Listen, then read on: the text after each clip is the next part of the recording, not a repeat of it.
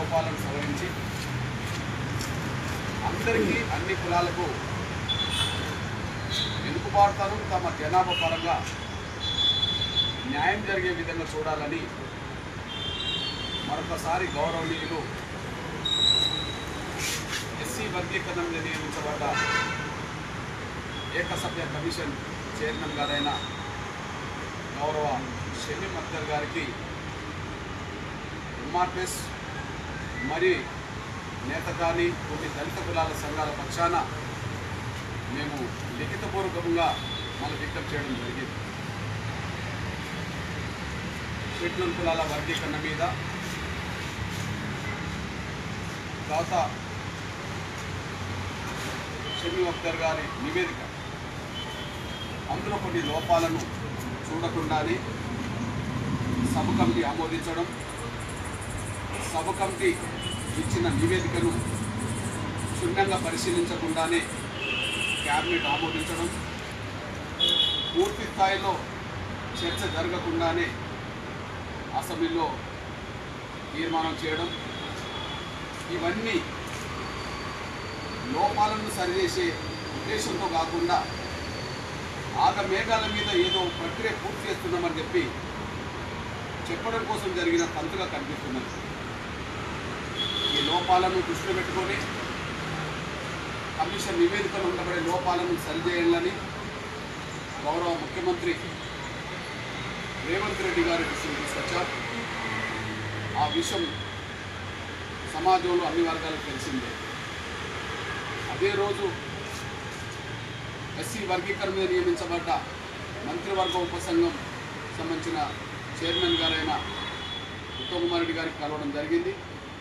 ముఖ్యమంత్రి రేవంత్ రెడ్డి గారు అదే సమయంలో ఉత్తమ్ కుమార్ రెడ్డి గారు వర్గీకరణ మీద ఏదైనా లోటుపాట్లు ఉంటే మరొకసారి అధ్యయనం చేయడానికి కూడా మేము ప్రయత్నం చేస్తామని ఇచ్చిన హామీ మేరకు ఇవాళ మన ఏకసభ్య కమిషన్ గడువును షమీమ్ అఖ్తర్ గారికి ఇచ్చిన గడువును మార్చి 10 వరకు పొడిగించినందున ఇదే రోజు మాకు మధ్యాహ్నమే సమయం ఇచ్చినందున జరిగిన కమిషన్ నివేదికలో ఉన్న లోపాలేంటి, వాటిని ఇప్పటికైనా సరిచేయాలని చెప్పి అందరికీ న్యాయం జరగాలని చెప్పి మేము లిఖితపూర్వకంగా విజ్ఞప్తి చేయడం జరిగింది. మేము ఏ అభ్యంతరాలు వ్యక్తం చేశామో, ఏ అభిప్రాయాలు వ్యక్తం చేశామో, ఏ నిబంధనలకు లోబడి ఈ నివేదిక లేదని చెప్పి మేము స్పష్టం చేశామో వాటన్నిటినీ చదివి వినిపించడం కూడా జరిగిందనేసి కూడా మీ దృష్టికి తీసుకొస్తున్నా. అందులో గతంలో ఇచ్చిన నివేదికలో టర్మ్స్ ఆఫ్ కండిషన్ ఏదైతే ఉన్నదో, విధి విధానాలు ఏవైతున్నాయో ఆ విధి విధానాల్లో ప్రధానంగా వర్గీకరణ విషయంలో హేతుబద్ధత చూడాలన్నారు, శాస్త్రీయబద్ధత చూడాలన్నారు, ప్రామాణిక చూడాలన్నారు, అదే సమయంలో న్యాయసమ్మతం చూడాలన్నారు. కానీ కమిషన్ నివేదికలో మాత్రం ఇవన్నీ లోపించిననే విషయం స్పష్టంగా కొన్ని ఆధారాలతో చెప్పడం కూడా జరిగిందనేసి కూడా గుర్తు చేస్తున్నాను. అందులో భాగంగా మొదటిది షెడ్యూల్ కులాలకు రిజర్వేషన్ల కేటాయింపు జరుగుతున్న సమయంలో మొదటి గ్రూపుకు మూడవ గ్రూపుకు మధ్యలో ఉండాల్సిన గ్రూపుకు అన్యాయం చేసే విధంగానే, రిజర్వేషన్ల కేటాయింపులో తగ్గింపు చేసే విధంగానే ఒక ప్రయత్నం జరిగినట్టుగా కనిపించిందనే విషయం నేను స్పష్టం చేశాను. అందుకు ఆధారంగా మొదటి గ్రూపుకు బి నుండి తీయబడ్డ బుడగ జంగాలు కొన్ని కులాలను కలిపి బి గ్రూపు కేటాయించిన మొత్తం ప్రజల సంఖ్య 1,70,000 అవుతే 1%కు, అదే అత్యంత అభివృద్ధి చెందిన మూడో గ్రూపుకు మాలలున్న గ్రూపుకు 3,54,000 జనాభాకు 1% ఇచ్చినట్టు జరిగింది. ఇక్కడ అత్యంత వెనుకబడ్డ మొదటి గ్రూప్కు 1% ఇవ్వడానికి 1,71,000 జనాన్ని చూస్తే, బాగా అభివృద్ధి చెందిన గ్రూపుకు 3,54,000 చూశారు. అట్లాంటప్పుడు ఇటు అభివృద్ధి చెందిన వాళ్ళకంటే వెనుకబడి అత్యంత వెనుకబడ్డ వాళ్ళకంటే ముందున్నవాడే మధ్యస్థ గ్రూప్ ఏదైతే ఉన్నదో దానికి రమారమి అదే నిష్పత్తి కేటాయిస్తే 2,62,000కు 1% కేటాయించాలి. మొదటి గ్రూపుకు 1,71,000, మూడో గ్రూప్కు 3,54,000 అయినప్పుడు మధ్యస్థంగా ఉండబడే ఈ వర్గం మాదిగల గ్రూపుకు 2,62,000 చూపెట్టాల్సింది 3,54,000 కంటే మించి 3,64,000 జనాభాకు 1% కేటాయించడం జరిగింది. ఇక్కడనే శాస్త్రీయత లోపించిందని హేతుబద్ధత లోపించిందని స్పష్టంగా చెప్తున్నాం. అదే 2 లక్షల మధ్యస్థ గ్రూపుకు మధ్యస్థ స్థాయిలో 2,62,000కు 1% కేటాయిస్తే మాదిగలు ఉన్న గ్రూపుకు 12.5% రిజర్వేషన్లు రావాలి. కనీసం 3 లక్షలు కేటాయించినా కూడా 3 లక్షలకు 1% కేటాయించినా కూడా మాకు 11% రిజర్వేషన్ రావాలి. అదే మేము మొదటి చెప్తున్న వాదన నుంచి కూడా మీరు చూసుకుంటున్నాం. అంటే రిజర్వేషన్ల కేటాయింపులో ఎలాంటి న్యాయసమ్మత లేని వాదనను తీసుకొచ్చారే కానీ హేతుబద్ధత లేని నిర్ణయాలు తీసుకునే తప్ప హేతుబద్ధత ఉన్న నిర్ణయాలు తీసుకోలేకపోవడం వల్లనే మాదిగలకు జనసంఖ్యకు ఉన్న మాదిగలకు అన్యాయం జరిగిందనే విషయం మీకు చూసుకుంటున్నాం. ఇక రెండోది, అత్యంత వెనుకబడ్డ దళిత కులాల్లోకి అంతకు ముందే 1 గ్రూప్లోకి అంతకు ముందే C గ్రూపులో ఉండి అభివృద్ధి చెందిన కులాల్లో ఉండవలసిన మన్నే పంబాల చేర్చడం కూడా మొదటి గ్రూప్ అవకాశాలను కూడా దెబ్బతీయడానికి మళ్ళీ 3వ గ్రూపులో ఉండాల్సిన వాళ్ళని చొరబడేటట్టు చేసింది. ఇది న్యాయసమ్మతం కాదనే విషయం కూడా మేము చెప్పడం జరిగిందనే విషయం కూడా మీ దృష్టికి తీసుకొస్తున్నాం. దానితో పాటు ఇక్కడ 3వ ప్రధాన విషయంలో B గ్రూపులో 1,11,000 ఉండబడే మా బుడగ జంగాలకు కొన్ని కులాలను కలిపి ఒక ప్రత్యేక గ్రూప్ ఏర్పాటు చేయడాన్ని ఒక మాదిగలుగా మేము స్వాగతిస్తున్నాం.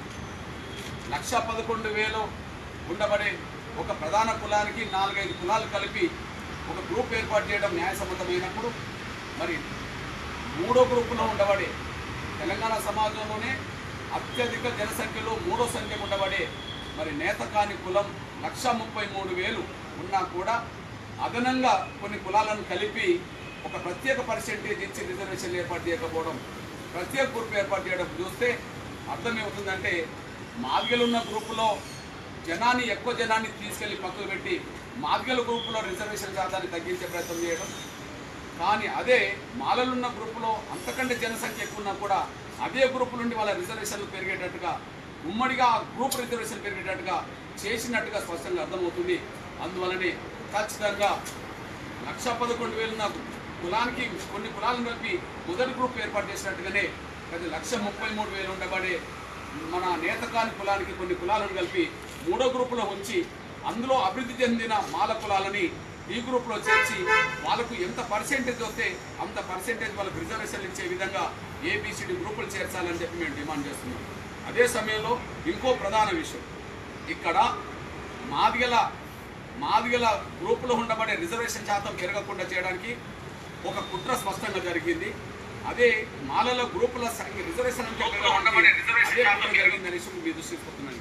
ఉదాహరణకు మాదిగల గ్రూపులో 32 లక్షల పైకి ఉండబడే మాదిగల గ్రూపులో 17 కులాలను కలిపినట్టుగా చెప్పారే కానీ మొత్తం 17 కులాల మొత్తం జనాభా 40,000 మించలేదు. అంటే 32 లక్షల పైగా 33,000 ఉండబడే దాంట్లోకి 17 కులాలను కలిపినట్టు చేశారు, 40,000 మాత్రమే అందులో ఉంచేశారు. కానీ అదే 15 లక్షల జనాభా ఉండబడే మాలల దగ్గర మాత్రం 25 కులాలను అదనంగా కలిపి 2,44,000 మందిని అక్కడ చేర్చడం జరిగింది. ఇక్కడ మాత్రం 40,000 మందినే చేర్చారు, అక్కడ 2,44,000 మందిని అక్కడ ఉండేటట్టు చేశారు. అంటే దాని అర్థం ఇక్కడ 1,71,000కు ఒక గ్రూప్ని ఏర్పాటు చేసినప్పుడు మరి మాలల దగ్గర ఉండబడే 2,44,000 మందికి పైకి ఉండబడే వాళ్ళకు ఎందుకు గ్రూప్ ఏర్పాటు చేయలేదంటే అక్కడ మాలల గ్రూపుకు రిజర్వేషన్ శాతం ఉమ్మడిగా పెంచి అక్కడ మాలల కంటే వెనుకబడ్డ కులాల అవకాశాలను దోసుకోవడానికే ఈ కుట్ర జరిగినట్టుగా కనిపించింది. ఏదేమైనా కమిషన్లో లోపాలు ఉన్నాయనే విషయం స్పష్టంగా మేము చెప్పడం జరిగింది. అవి గౌరవ పెద్దలకు మేము చెప్పడమే కాదు, రాసిన ప్రతి అక్షరాన్ని కూడా మేము చూపెట్టిన ప్రతి ఆధారాన్ని కూడా సవివరంగా చదివి వినిపించామనేసి కూడా మీ దృష్టికి తీసుకొస్తూ ఏది ఏమైనా మేము కోరుతున్నది ఒకటే రిజర్వేషన్ల కేటాయింపులో ఖచ్చితంగా న్యాయబద్ధత లేదు, హేతుబద్ధత లేదు. కాబట్టి న్యాయబద్ధత హేతుబద్ధత ఉండే విధంగానే వర్గీకరణ జరగాలి. అదే సమయంలో అత్యంత వెనుకబడ్డ కులాల్లోకి ఎట్టి పరిస్థితుల్లో అభివృద్ధి చెందిన కులాలు రావద్దు.